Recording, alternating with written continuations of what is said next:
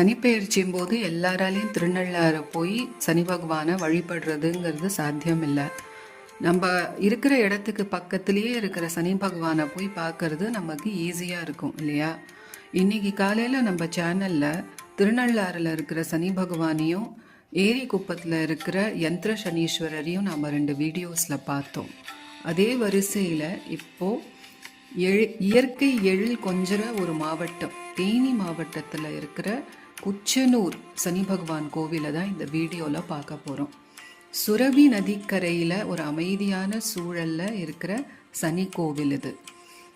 இங்கே இருக்கிற சனி பகவானும் திருநள்ளாறு சனியை போலவே ஒரு சுயம்பு மூர்த்தி லிங்க ரூபத்தில் இருக்கார்.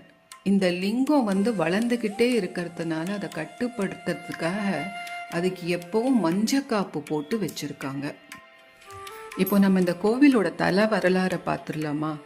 தினகரன் ஒரு மன்னனுக்கு கல்யாணமாகி ரொம்ப வருஷங்களுக்கு குழந்தை இல்லைன்னு வருத்தப்பட்டு குழந்தை பாக்கியம் கேட்டு இறைவனிடம் வேண்டான். அப்போ அவனுக்கு ஒரு அசரீரி கேட்கறது.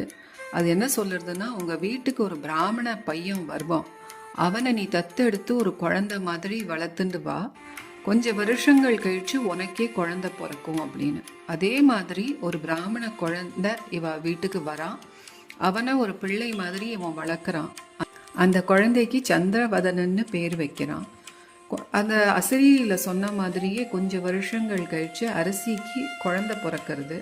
அந்த குழந்தைக்கு சதாகன்னு பெயர் சூட்டுறாங்க. ஆனால் சந்திரவதனன் ரொம்ப புத்திசாலியான ஒரு குழந்தையா இருக்கிறதுனால அரசன் அவனுக்கே முடி சூட்டுறான். சில வருஷங்கள் கழிச்சு தினகரனுக்கு 7.5 சனி பிடிக்கிறது.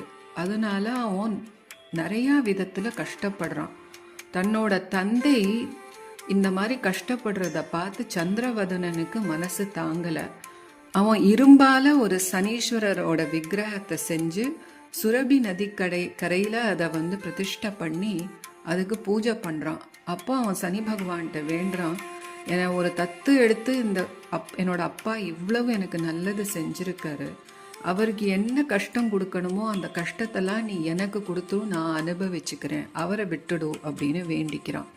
இந்த குழந்தையோட சுயநலம் இல்லாத ஒரு கேரக்டரை பார்த்து சனி பகவான் ரொம்ப மகிழ்ந்து போய் அவன்கிட்ட என்ன சொல்கிறாருன்னா, நான் 7.5 நாழிகைக்கு மட்டும் உன்னை பிடிக்கிறேன் அப்படின்னு சொல்லி அந்த 7.5 நாழிகையில் அவனுக்கு எத்தனையோ துன்பங்களை கொடுக்குறாரு. அதான் அந்த பையன் ரொம்ப பொறுமையாக அதை சமாளித்து வெளியில் வந்துடுறான்.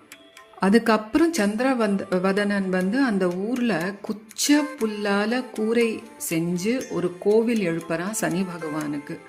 அதனால தான் அந்த ஊருக்கே குச்சனூர்னு பேர் வந்திருக்கிறதாக சொல்கிறாங்க.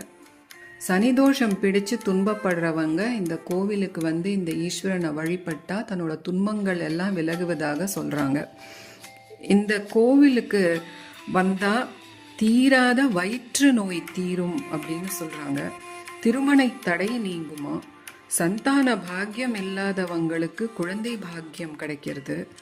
அதே மாதிரி மந்தமான வியாபாரம் இருக்கிறவங்களுக்கு லாபத்தில் வியாபாரம் இயங்கும். இங்கே சனி பகவானை பார்த்துட்டு போன அப்புறம் நீர் வளம் இல்லாதவங்க இங்கே வேண்டிண்டா அவங்க ஊரில் திருப்பி நீர் வளம் ஏற்படுறது.